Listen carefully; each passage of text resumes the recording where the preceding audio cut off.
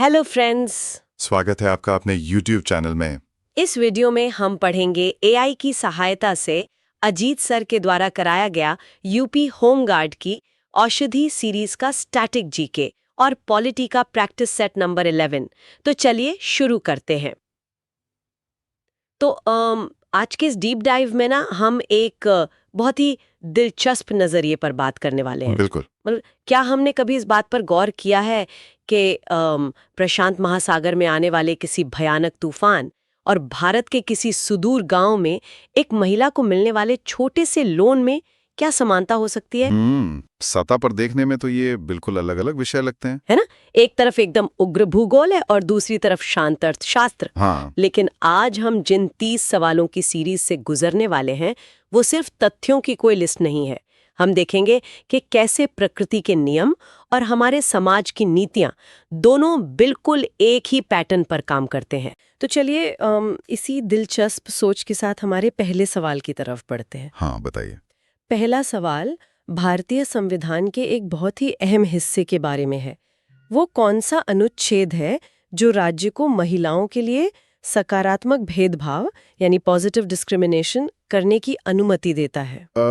इसका जवाब है अनुच्छेद 15(3). अच्छा। हाँ, ये राज्य को महिलाओं और बच्चों के उत्थान के लिए विशेष कानूनी प्रावधान बनाने की संवैधानिक शक्ति देता है। लेकिन शुरुआत में जब कोई भेदभाव या डिस्क्रिमिनेशन शब्द सुनता है तो वो हमेशा नेगेटिव ही लगता है। स्वाभाविक है, लेकिन इसे ऐसे समझिए कि अगर कोई जमीन ऊबड़ खाबड़ है तो वहां एक मजबूत इमारत बनाने से पहले आपको उस जमीन को समतल करना होगा, है ना? हाँ, वो तो है। तो सदियों से समाज में जो असमानता की गहरी खाइयां बन गई हैं, अनुच्छेद 15(3) उन्हीं खाइयों को भरने का काम करता है। ये बिगाड़ने के लिए नहीं बल्कि सुधारने के लिए किया गया भेदभाव है। ये काफी अच्छा उदाहरण था। और खाइयों को भरने के लिए मतलब अक्सर बहुत बड़े संसाधनों की जरूरत होती है। बिल्कुल। जो हमें हमारे दूसरे सवाल पर लाता है। ये अर्थव्यवस्था से जुड़ा है। आत्मनिर्भर भारत अभियान के तहत जो आर्थिक पैकेज घोषित किया गया था वो भारत के कुल सकल घरेलू उत्पाद यानी जीडीपी का लगभग कितना प्रतिशत था? ये लगभग 10% था। 10%। सुनने में तो शायद एक साधारण सा नंबर लगे, लेकिन अर्थशास्त्र के नजरिए से ये कितना बड़ा है? अरे ये बहुत ही विशाल है। अच्छा। हाँ, क्योंकि आमतौर पर कोई भी देश अपने सालाना बजट में जीडीपी का एक बहुत छोटा हिस्सा ही नई योजनाओं पर लगा पाता है। लेकिन कोविड-19 महामारी के दौरान अर्थव्यवस्था को फिर से खड़ा करने के लिए ये एक बहुत बड़ा आर्थिक कदम था। मतलब एक तरह का शॉक ट्रीटमेंट। बिल्कुल, एकदम सही शब्द है। तो झटके और शॉक ट्रीटमेंट की बात हो ही रही है तो चलिए तीसरे सवाल पर चलते हैं। ये सीधे तौर पर पृथ्वी के झटकों यानी भूकंप से जुड़ा है। भूकंप की लव वेव्स या एल वेव्स की मुख्य विशेषता क्या होती है? लव वेव्स मुख्य रूप से धरातलीय लहरें होती हैं, यानी सतह पर चलती हैं, और ये सर्वाधिक विनाशकारी होती हैं। अरे मैं तो हमेशा सोचती थी कि जो लहरें पृथ्वी के बिल्कुल केंद्र से मतलब गहराई से आती होंगी वो ज्यादा तबाही मचाती होंगी। ये सतह वाली लहरें इतनी खतरनाक क्यों हैं? क्योंकि ये लहरें पृथ्वी की सतह पर ही चलती हैं।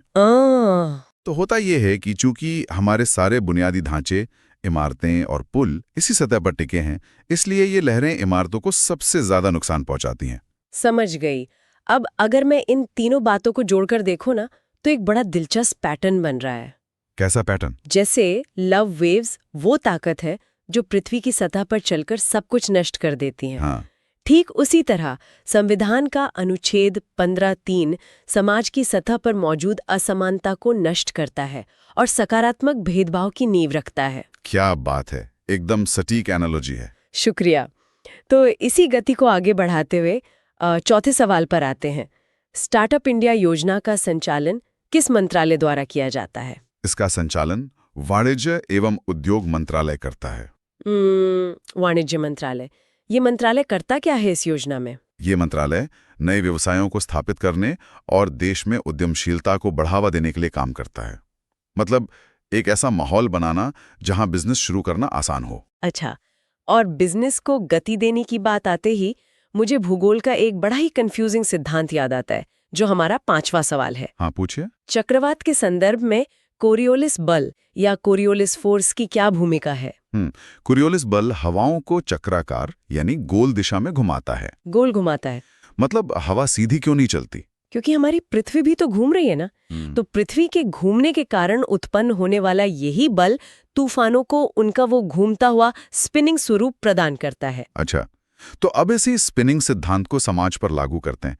छठे सवाल में भारत में राष्ट्रीय महिला कोष या RMK की स्थापना किस मुख्य उद्देश्य के लिए की गई थी? इसका मुख्य उद्देश्य था निर्धन महिलाओं को सूक्ष्म ऋण यानी माइक्रो क्रेडिट प्रदान करना। छोटे लोन। हाँ, ये हाशिए पर मौजूद महिलाओं को छोटे लोन देकर उन्हें आर्थिक रूप से स्वतंत्र बनाता है। यहाँ मुझे दोनों में एक मजबूत समानता दिख रही है। कैसे? देखिए, जिस तरह कोरियोलिस दल हवाओं को घुमाकर चक्रवात को असीम शक्ति देता है, वैसे ही स्टार्टअप इंडिया और राष्ट्रीय महिला कोष पूंजी को चक्राकार घुमाकर देश की अर्थव्यवस्था को गति प्रदान करते हैं। पैसा जब घूमता है तभी तो ताकत बनती है ना। बिल्कुल। अर्थशास्त्र में इसे ही तो हम वेलोसिटी ऑफ मनी कहते हैं। सही कहा। तो चलिए 7वें सवाल पर आते हैं। मेक इन इंडिया कार्यक्रम के कुल कितने प्राथमिक क्षेत्र या फोकस सेक्टर्स निर्धारित किए गए हैं? इसके कुल 25 क्षेत्र निर्धारित किए गए हैं। 25 ही क्यों? क्योंकि इन 25 क्षेत्रों पर विशेष ध्यान देकर भारत को वैश्विक विनिर्माण का केंद्र बनाने का लक्ष्य रखा गया है। सब कुछ एक साथ नहीं किया जा सकता ना। फोकस करना जरूरी है। और गहराई में होने वाले बदलावों से मुझे 8वें सवाल की याद आती है। सुनामी आने का सबसे प्रमुख कारण क्या है? सुनामी का मुख्य कारण है समुद्र के भीतर विवर्तनिक हलचल यानी टेक्टोनिक मूवमेंट से उत्पन्न भूकंप। तो ये लव वेव से अलग है? बिल्कुल। समुद्र के तल में होने वाले इसी अचानक बदलाव से पानी की विशाल और विनाशकारी लहरें उठती हैं। और अब 9वां सवाल जो समाज की गहराई से जुड़ा है। स्टैंड अप इंडिया योजना का मुख्य लाभार्थी वर्ग कौन सा है? ये योजना मुख्य रूप से अनुसूचित जाति, अनुसूचित जनजाति और महिला उद्यमियों के लिए है। इसमें क्या सपोर्ट मिलता है? ये योजना इन विशेष वर्गों को नया उद्योग शुरू करने के लिए 10 लाख से 1 करोड़ रुपए तक का बैंक ऋण सुनामी पैदा करती है। बिल्कुल। और इसी तरह स्टैंड अप इंडिया समाज के निचले स्तर पर और मेक इन इंडिया के 25 क्षेत्र औद्योगिक स्तर पर हलचल पैदा करके विकास की एक सकारात्मक सुनामी ला रहे हैं। हाँ, एकदम सही पकड़ा आपने। गहराई में हलचल के बिना सतह पर बड़ी लहरें नहीं बन सकती। चलिए अब 10वें सवाल की तरफ बढ़ते हैं, जो मौसम के एक बहुत ही उग्र रूप के बारे में है। बादलों का फटना या क्लाउड बर्स्ट मुख्य रूप से किस प्रकार की वर्षा का चरम रूप है? ये पर्वतीय वर्षा यानी ओरोग्राफिक रेनफॉल का चरम रूप है। पर्वतीय वर्षा मतलब ये सिर्फ पहाड़ों पर ही ज्यादा होता है? हाँ, जब नमी वाले बादल अचानक किसी ऊंचे पहाड़ से टकराते हैं ना, तो बहुत कम समय में भारी बारिश होती है। इसे ही बादलों का फटना कहते हैं। अचानक होने वाला बदलाव जो हमें 11वें सवाल पर ले जाता है। औद्योगिक नीति 1991 के LPG रिफॉर्म्स में जी का क्या अर्थ है? इसमें जी का अर्थ है वैश्वीकरण या ग्लोबलाइजेशन। इसने क्या किया था? इसका अर्थ था भारतीय अर्थव्यवस्था को विदेशी निवेश और व्यापार के लिए वैश्विक बाजारों के साथ जोड़ना। ये भी तो एक अचानक आया हुआ बदलाव था। और इस तेजी से बदलते माहौल में 12वां सवाल मिशन शक्ति जो हाल ही में चर्चा में रहा, ये महिलाओं के लिए क्या है? पूरा करने वाला एक विस्तृत अम्ब्रेला प्रोग्राम है। Umbrella programme? यहाँ तो नाम में ही जुड़ाव दिख रहा है। कैसे भला? देखिए, पर्वतीय क्षेत्रों में क्लाउड बर्स्ट सब कुछ अचानक बदल देता है। ठीक वैसे ही 1991 के वैश्वीकरण ने भारतीय बाजारों की तस्वीर अचानक बदल दी थी। हाँ, ये बात तो है। और इस तेजी से बदलते समाज की बाढ़ में मिशन शक्ति महिलाओं को एक सुरक्षा कवच या कह लें एक अम्ब्रेला प्रदान करता है। वाह, ये एनालॉजी तो बहुत ही शानदार थी। Thank you. चलिए अब दबाव की बात करते हैं।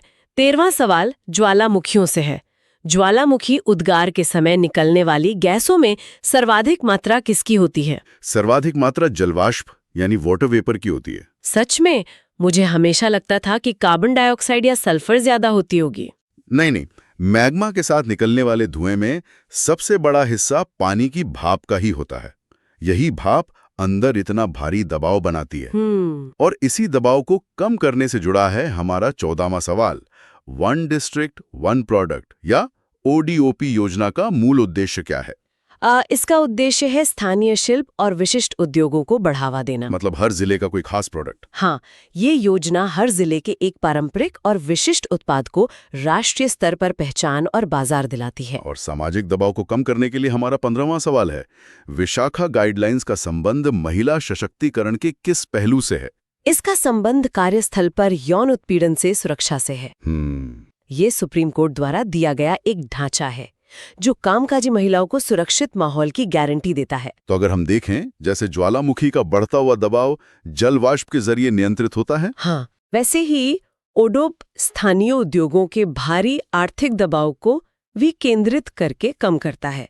और विशाखा गाइडलाइंस कार्यस्थल पर महिलाओं के मानसिक दबाव को रोककर सुरक्षित वातावरण बनाती हैं। बिल्कुल, तीनों जगह बात प्रेशर रिलीज करने की ही है। सही कहा। अब दबाव से आगे बढ़ते हैं और 16वें सवाल पर आते हैं। अग्नि वलय या रिंग ऑफ फायर किस महासागर में स्थित है जहां सर्वाधिक भूकंप और ज्वालामुखी आते हैं? ये प्रशांत महासागर में स्थित है। ये इतना एक्टिव क्यों है? क्योंकि ये घोड़े की नाल के आकार का एक ऐसा विस्तृत क्षेत्र है जहां विवर्तनिक प्लेट्स सबसे ज्यादा टकराती हैं। अब इस एक्टिव बेल्ट से जुड़ा हमारा 17वां सवाल है। प्रोडक्शन लिंक्ड इंसेंटिव या पीएलआई योजना का मुख्य लक्ष्य क्या है? इसका मुख्य लक्ष्य घरेलू विनिर्माण और निर्यात को प्रोत्साहित करना है। प्रोत्साहित करना कैसे? मतलब ये योजना कंपनियों को भारत में अपना उत्पादन बढ़ाने पर सीधे तौर पर आर्थिक प्रोत्साहन देती है।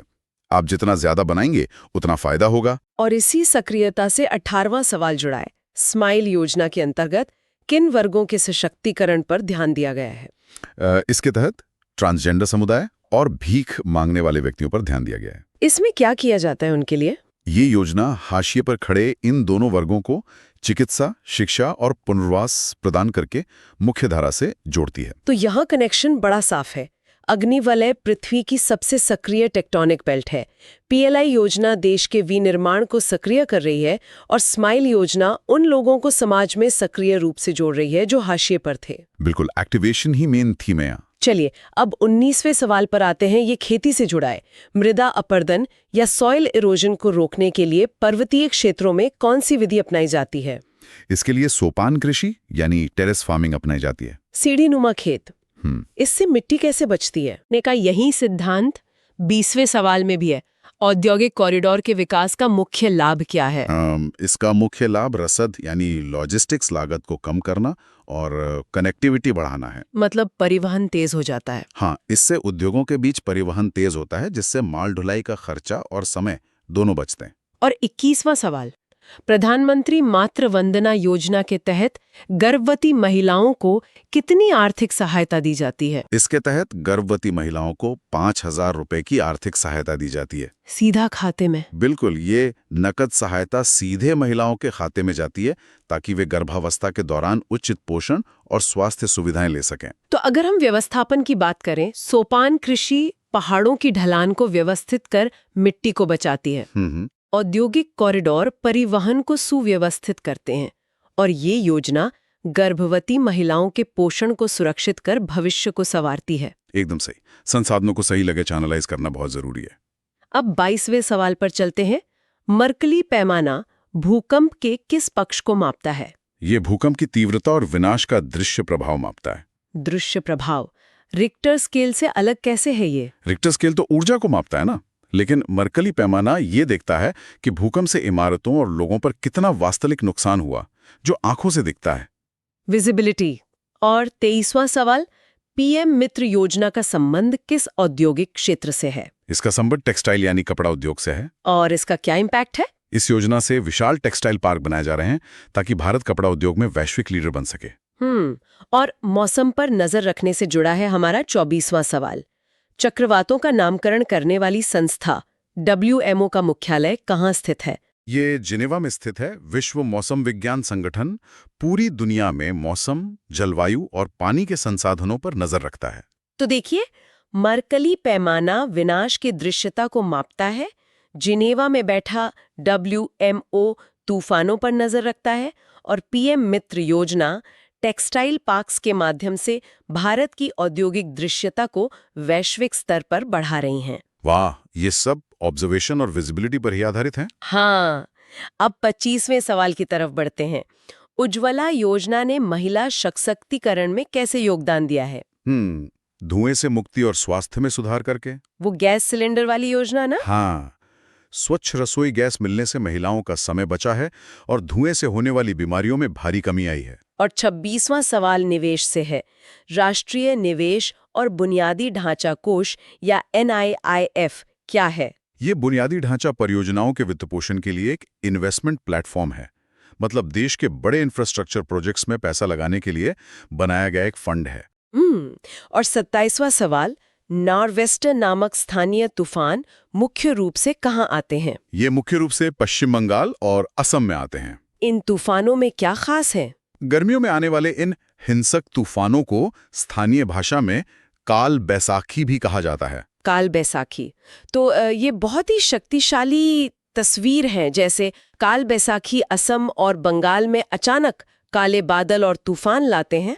हाँ, इसके विपरीत उज्ज्वला योजना महिलाओं की रसोई से धुएं के बादलों को हटाकर स्वास्थ्य की एक नीली लौ जलाती है और NIIF अर्थव्यवस्था में निवेश की नई ऊर्जा भरता है। बिल्कुल, एक विनाशकारी ऊर्जा है और बाकी दोनों रचनात्मक। सही कहा। अब हम अपने अंतिम खंड पर पहुंच गए हैं। 28वां सवाल, महिलाओं के लिए जेंडर बजटिंग की शुरुआत भारत में किस वर्ष हुई? इसकी शुरुआत 2005-06 में हुई थी। क्या ये महिलाओं के लिए कोई अलग बजट होता है? नहीं, ये कोई अलग बजट नहीं है, बल्कि सरकारी योजनाओं के धन का एक निश्चित हिस्सा महिलाओं के विकास के लिए सुरक्षित करने की प्रक्रिया है। एक तरह का रिस्क मैनेजमेंट। जिससे 29वां सवाल जुड़ा है। भारतीय मानक ब्यूरो ने भारत को कितने भूकंपीय क्षेत्रों में विभाजित किया है? कुल 4 क्षेत्रों में भूकंप के खतरे के आधार पर भारत को जोन 2, 3, 4 और 5 में बांटा गया है। जोन 1 अब नहीं है? नहीं, अब उसे हटा दिया गया है। अच्छा। और आज का हमारा 30वां और आखिरी सवाल, औद्योगिक क्रांति 4.0 का मुख्य आधार क्या है?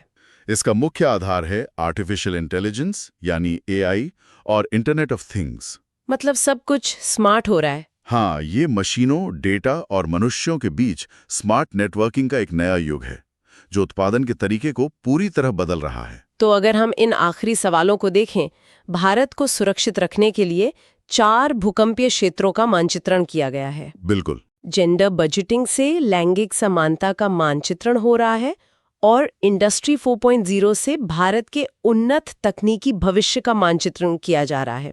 एकदम सही। और अगर मैं इन 30 प्रश्नों के सार को एक साथ रखूं, तो ये भारत का सशक्त भविष्य दिखाता है। वो कैसे? क्योंकि हमारा विकास मॉडल 3 मजबूत स्तंभों पर खड़ा है। पहला, आपदा और प्रकृति का प्रबंधन, जैसे हमने सुनामी और क्लाउड बस देखा। दूसरा, महिला सशक्तिकरण, जिसमें अनुच्छेद 15(3) और मिशन शक्ति शामिल हैं। और तीसरा, अर्थव्यवस्था 4.0, जो LPG रिफॉर्म्स से लेकर इंडस्ट्री 4.0 तक जाता है। सब कुछ कैसे एक दूसरे से जुड़ा हुआ है। आज हमने देखा कि प्राकृतिक आपदाओं की शॉक वेव्स को नापने के लिए हमारे पास मर्कली स्केल या 4 सिस्मिक जोन मौजूद है। हाँ। लेकिन सोचने वाली बात यह है कि भविष्य में जब AI और इंडस्ट्री 4.0 से हमारे समाज और रोजगार के परिदृश्य में अचानक बड़ी शॉक वेव्स आएंगी, तो क्या उन सामाजिक बदलावों को नापने के लिए भी हमें किसी नए सोशल मर्कली स्केल की आवश्यकता होगी? इस पर जरूर विचार करें।